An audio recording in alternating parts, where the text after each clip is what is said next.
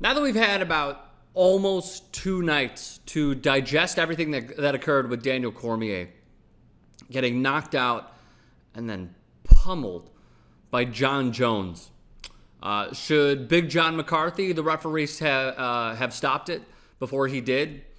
Maybe, but I was still okay with the stoppage. You can go back and look. But as you're watching it live, you just want Cormier, because of the magnitude of this fight, to be able to try and rally back if he were able to hold on to Jon Jones. Big John McCarthy gave him more than ample time to do so and stop the fight. I do not blame John McCarthy at all. Not in the slightest. Dana White did. John McCarthy went back and watched the tape and blamed himself. I still don't in live time. It's easy to say it now. So I let him off the hook. Francis Maxwell and Jason Rubin are going to be discussing Joe Rogan and if fighters should be interviewed after they get knocked out, especially in that sense. So that clip is coming up a little bit later on. What I would like to go through is Daniel Cormier, how great of a champion he was now that he has lost the belt once again, or lost the belt to Jon Jones. His only 2 losses have come to Jon Jones. And remember, the only time he has ever been taken down to the mat was against Jon Jones in their first fight. This fight was set up, I believe it was 5 times, and they've only fought once, so now it's 6 times, and they've fought twice. Cormier suffered one of the most devastating losses that a fighter can lose, and in the fashion that he did for being such a tremendous champion and doing so much for the sport. And it's weird how even in these losses, Daniel Cormier is getting more and more respect and more fans, when previously he had some, but there were more Jones supporters and many Cormier haters. So he stayed the night in the hospital. He was diagnosed with a concussion. If you guys saw the overhead view from UFC 214 that just focused on Cormier, it was brutal. Didn't know where he was. Tried to leave the octagon a few times because I still believe he didn't know where he was. Would not listen to doctors as he kept walking around left and right, and that's not on him. To reiterate, he did not know where he was. He took to Instagram to say this, breaking his silence. First off, thank you for all the kind words. I have felt the support. Congratulations to Jon Jones and his team. They did a phenomenal job and got the victory. Also to Big John McCarthy, I would like to apologize for acting up with you. It's because he got in the face and then shoved John McCarthy. So he's apologizing. I am thankful for the time you gave me to try and defend myself and stay in the fight. You are the best in the business for a reason. I also want to thank my team and my coaches. I love you all from the bottom of my heart. Your time and energy is greatly appreciated. You guys did a wonderful job. I was ready. It's a fist fight and things happen. Dana White and the UFC, thank you for being the premier organization in all of MMA. Again, congrats to Team Jones and Jackson Wink. Love you all. I'll see you soon. DC. Again, diagnosed with a concussion. He spent the night in the hospital. He is now the former light heavyweight champion. In this fight, he looked so good through 2 rounds. I personally had him winning the opening 2 rounds. And then Jon Jones just landed at the perfect length for which he was standing up against Daniel Cormier.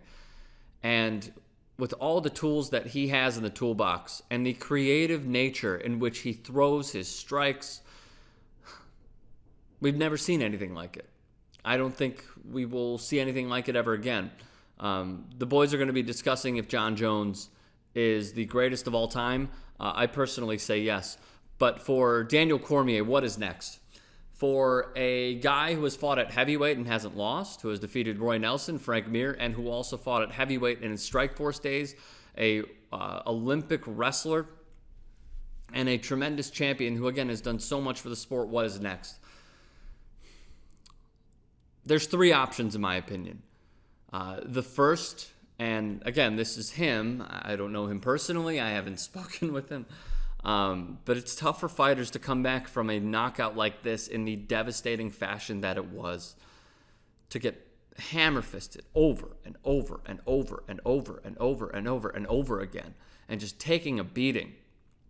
It's tough to come back from that. But knowing Daniel Cormier, he's not going to want to end his incredible career like that.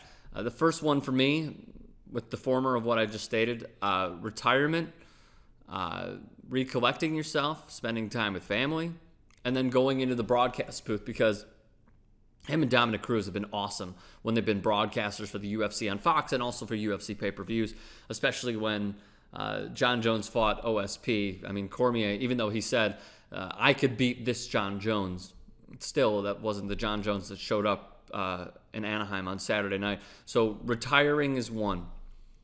Again, knowing Cormier, he's not going to want to do that. So the second is fighting Jimmy Manua, who just got knocked out in roughly 22 seconds on the undercard to Cormier Jones 2. And they also have very bad blood between the two, so it's easily sellable, especially noting that Daniel Cormier, through the last few years, has opened up his trash talking. So that could be an interesting fight.